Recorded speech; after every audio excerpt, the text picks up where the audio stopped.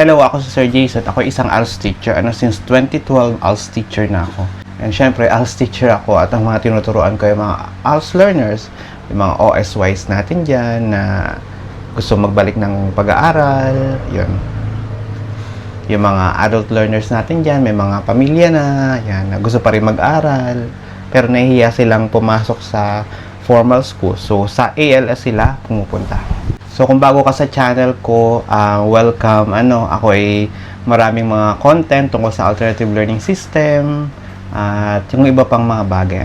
Pero karamihan sa mga videos ko ay tungkol sa ALS. So, browse ka lang sa ating playlist kung may mga tanong ka tungkol sa ALS. So, tuloy na tayo sa ating topic. So, bakit ka nga ba nalilito?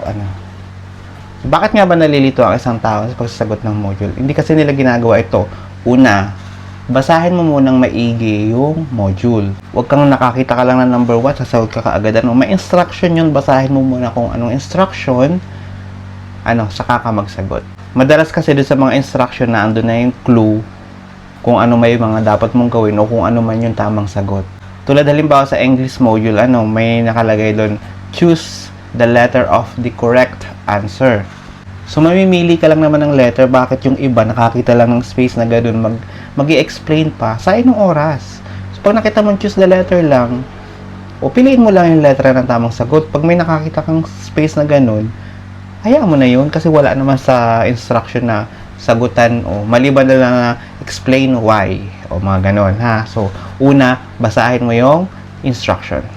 Pangalawa natin is gumamit ka muna ng Scratch. Diba normal, halimbawa mathematics yung iyong module na sinasagutan, doon ka na magko-compute.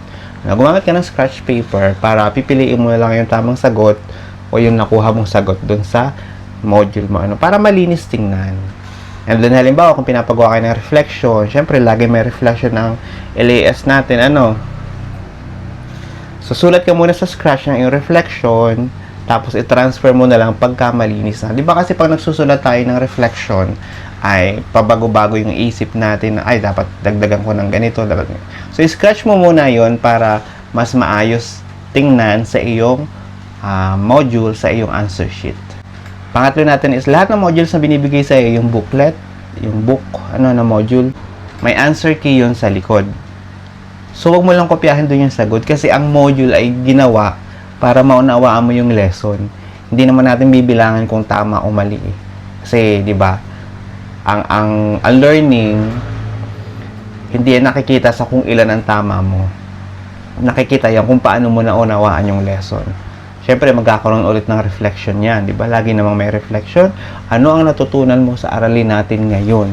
O kung kinopya mo lang yung answer doon sa answer key sa module, ano ang isusulat mo? Di ba? So, huwag kang titingin sa likod or huwag kang titingin sa gawa ng kaklase mo. Kung, di ba? Kung may mga kasama ka, huwag kang titingin. Siguro pwede ka magbasa, pero hindi mo pwedeng kopyahin. No? Inspiration lang. Ganun pala dapat ang isasagot. So, sulat ka. Dapat sarili mo. No? Pang-apat, karaniwan ito nangyayari sa mga learner ko. Huwag mong takadahin. Takada kasi ang tawag namin dyan yung gagawin mo lahat. O halimbawa, ganito, gagawin mo lahat. Halimbawa, ganito. Monday, bukas. No. May module kang 7. Kasi nga, kumuha ka lang ng LAS, kumuha ka lang ng module, hindi, may trabaho ka. So, yung 7 na yun, gagawin mo ng Sunday night, tapos ipapasa mo kinabukasan kasi Monday na bukas. So, wag ganun. Kasi ikaw may hirapan. Since yun ay 7, pwede mo naman gawin isang module, isang araw. O, diba? Kinuha mo siya ng Monday morning. Sagutan mo siya ng Monday na evening yung isa, LS1 muna na English.